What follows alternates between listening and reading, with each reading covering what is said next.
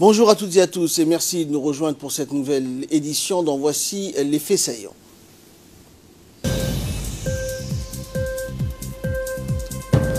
Célébration donc du 243e anniversaire d'indépendance des États-Unis à l'ambassade des États-Unis en République de Djibouti.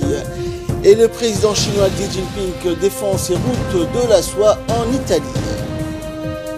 Merci à vous de nous rejoindre. L'ambassade des États-Unis à Djibouti a célébré le 243e anniversaire de l'Independence Day. Cette soirée commémorative placée donc sous le signe de l'Union a regroupé sur place des membres de la classe politique djiboutienne, toutes sensibilités confondues, des représentants du corps diplomatique en poste au pays et des acteurs de la société civile. Cette soirée a débuté donc avec des chansons d'un groupe djiboutien suivi de l'hymne national des États-Unis et celui de la République de Djibouti. L'objectif de cette soirée était de renforcer donc ces relations qui se sont forgées dans le respect mutuel des intérêts vitaux des États-Unis et de la République de Djibouti, cet havre de paix et de tranquillité.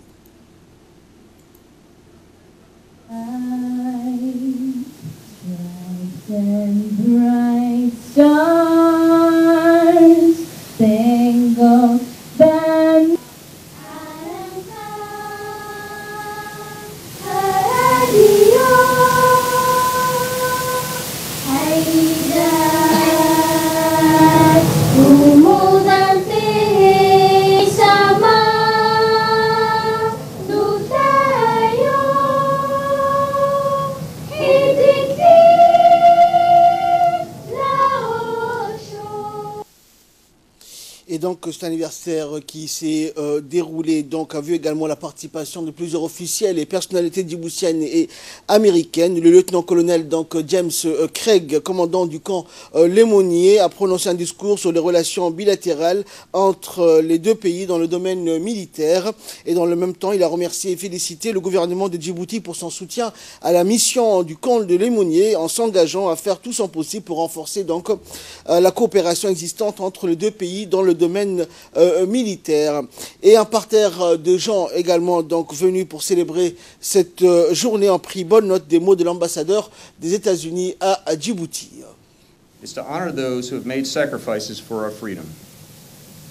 U.S. service men and women spend our National Day holiday, as do so many others, away from their families because we understand that security is the foundation for stable governance and economic development.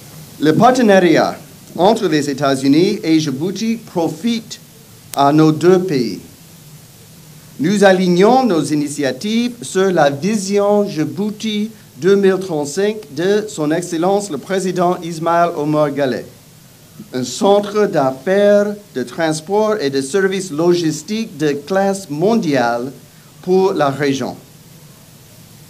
Les centres commerciaux et logistiques les plus performants au monde ont en commun trois caractéristiques essentielles.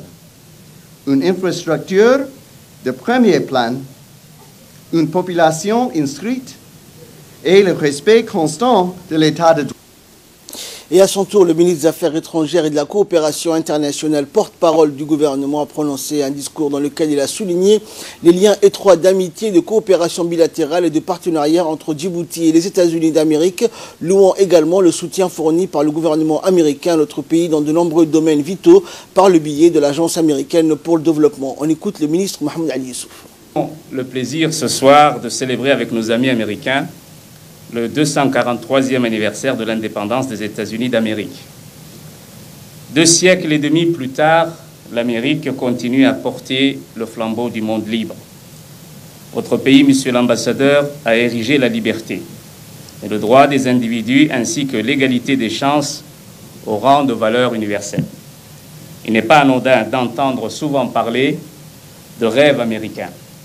En réalité, il s'agit du rêve de tout un chacun pour soi-même et ceux que l'on aime.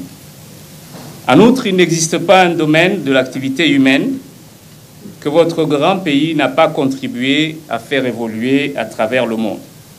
En matière de paix et de sécurité, les États-Unis ont toujours été à l'avant-garde des pays à contribution à haute valeur ajoutée.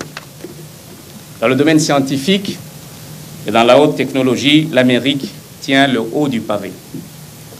Pour ce qui est de l'aide publique au développement et l'assistance humanitaire, l'Amérique caracole en tête de liste. Quel palmarès admirable. Nous ne pouvons que vous féliciter et à travers vous le peuple américain pour cet apport et cette contribution au progrès du monde. Par ailleurs, Djibouti se félicite de l'excellence des relations qui unissent nos deux pays. Nous avons un partenariat stratégique solide dans le cadre de la lutte contre le terrorisme et la piraterie. Tous les ans, nous organisons le forum binational afin de discuter et de promouvoir nos intérêts communs. Monsieur l'ambassadeur, mesdames et messieurs, j'aimerais saisir l'opportunité qui m'est offerte ce soir afin de réitérer l'engagement du gouvernement djiboutien à poursuivre ce partenariat, à faciliter la coopération civile et militaire et à travailler à l'ouverture de perspectives nouvelles dans le cadre de relations bilatérales entre. Également dans l'actualité, suite à la conférence exposition qui s'est ouverte mercredi donc au Djibouti Palace Kempinski, des discussions panélistes ont démarré ayant pour thème la restructuration donc géopolitique régionale et son impact sur le système portuaire actuel et la concurrence. Et après les discussions, le président des autorités des ports et des zones franches, Aboubakar Amar Hadi, est revenu donc sur l'importance que revêt cette 21e conférence et exposition sur les ports, la logistique et le transport maritime des pays du continent africain. Ce débat a permis donc d'identifier les véritables défis liés dans le domaine de la logistique, du transport et du commerce maritime. Les recommandations formulées par les intervenants vont servir donc de contour d'une politique visant à améliorer l'environnement des affaires et à attirer les investissements nécessaires au processus de mise en place d'infrastructures modernes et compétitives. La compétitivité donc et modernité qui ont été donc les maîtres mots de l'Afrique confiante en ses capacités, a-t-il dit en substance.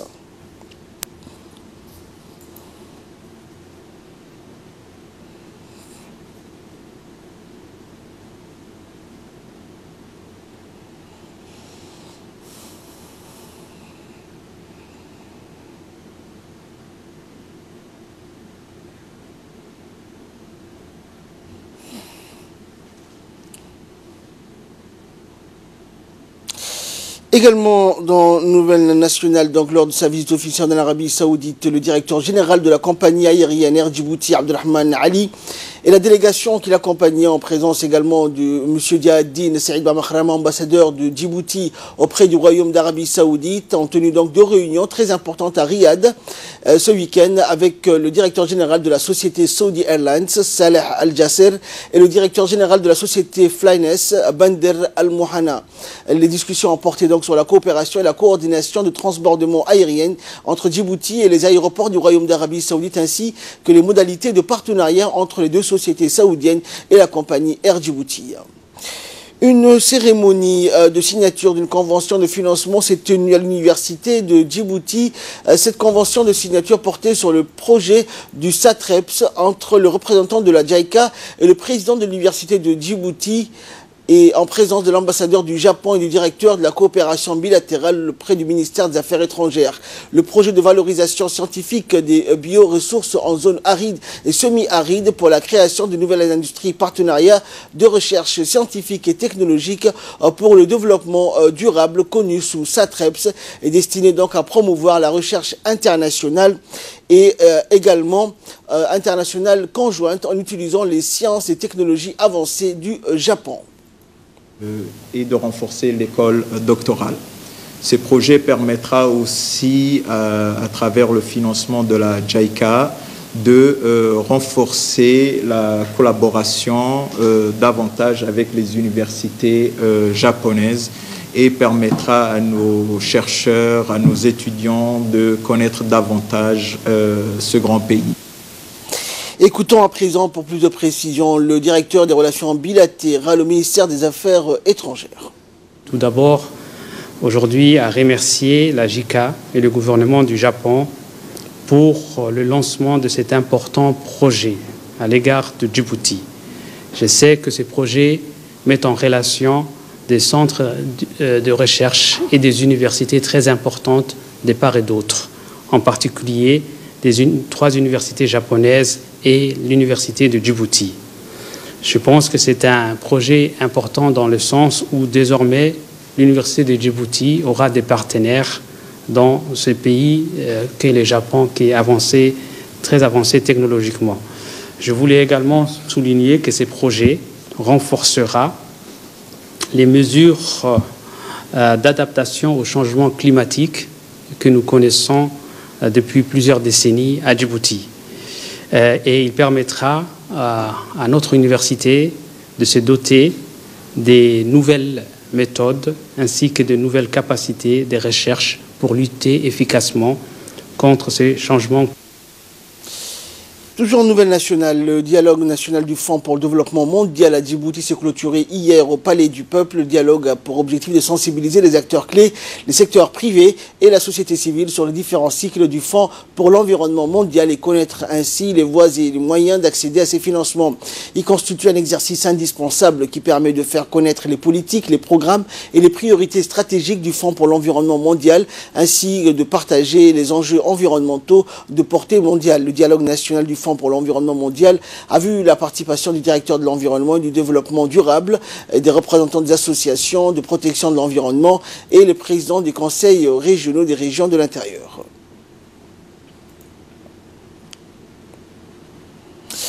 Dans le cadre de la journée internationale de la francophonie, l'école de la Farandole a organisé ce week-end une cérémonie importante donc dédiée à cette journée. À l'occasion de cette journée, les élèves de la classe de maternelle ont présenté un défilé de sketchs et de poésies et des chants. Et cette cérémonie qui a vu la participation du directeur de l'école, Yayou Mohamed Awale, et son équipe de l'éducation ainsi que les parents d'élèves. Ils ont partagé donc avec les enfants la joie et la fête donc à l'occasion de la célébration de cette journée. Rappelons que l'école organise chaque année ce genre de festivités.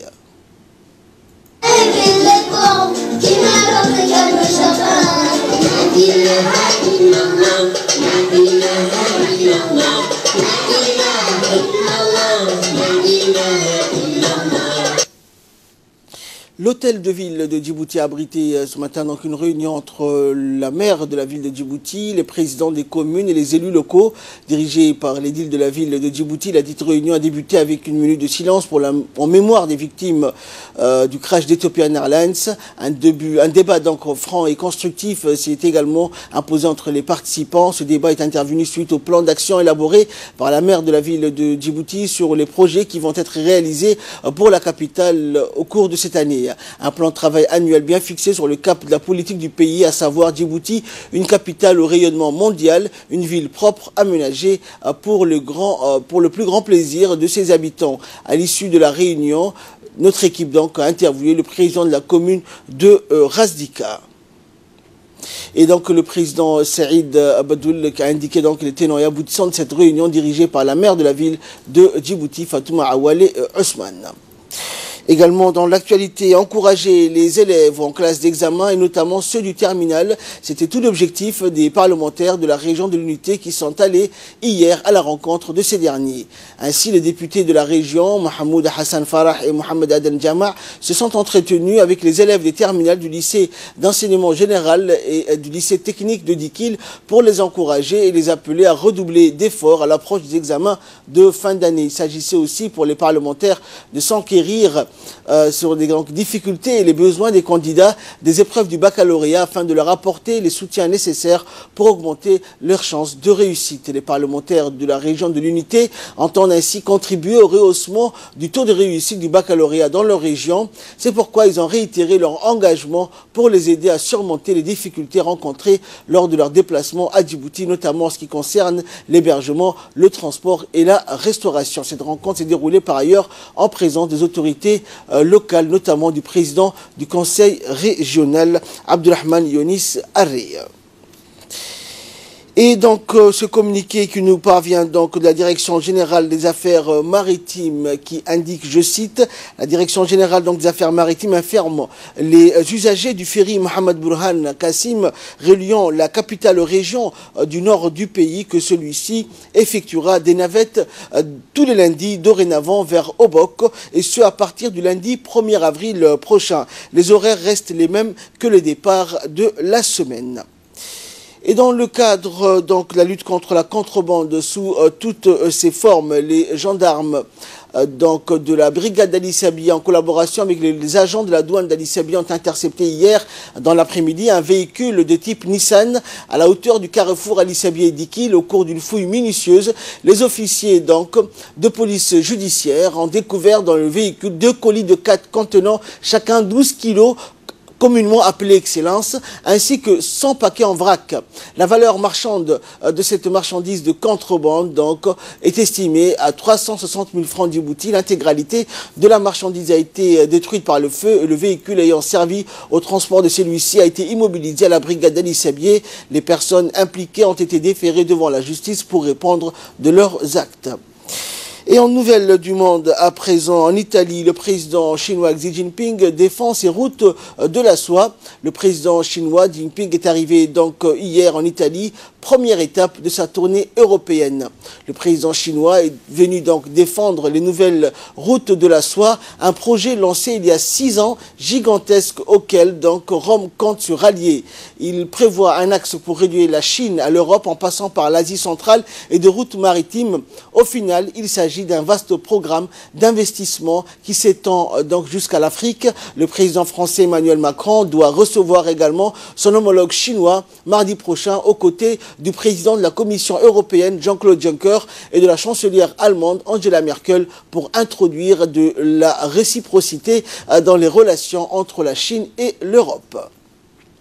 Et au Brésil, Temer, cerné par la justice brésilienne dira donc mercredi prochain si elle décide de relâcher Michel Temer. L'ancien président brésilien a été placé en détention provisoire jeudi dans le cadre de l'enquête anticorruption Lava Jato. Michel Temer a été donc accusé, comme d'autres figures politiques, d'avoir perçu des pots de vin pendant des années. La procureure fédérale du Brésil, Fabiana Schneider, a évoqué des soupçons de favoritisme portant sur des contrats de génie civil pour une centrale nucléaire. Michel Temer, 78 ans, a quitté le pouvoir donc à la fin de l'année dernière après 2 ans et demi de mandat. Il est le 2e président du Brésil après Lula da Silva à être emprisonné pour corruption et blanchiment d'argent.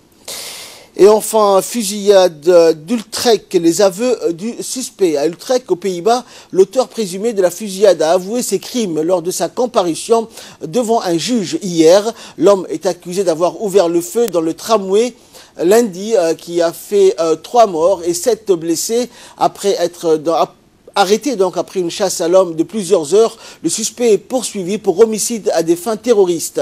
Le suspect né en Turquie était connu de la justice néerlandaise pour des faits de viol et de délits mineurs. Une marche silencieuse s'est tenue à Utrecht pour rendre hommage aux victimes en présence du Premier ministre néerlandais Mark Rutte. Une deuxième donc suspect a été interpellé mardi dernier avant d'être relâché et les enquêteurs ont tenté de déterminer s'il avait pu ou non apporter un soutien direct ou non en marge de la fusillade. C'est ainsi que prend fin cette édition. Merci à vous de nous avoir suivis et merci également pour votre très aimable fidélité.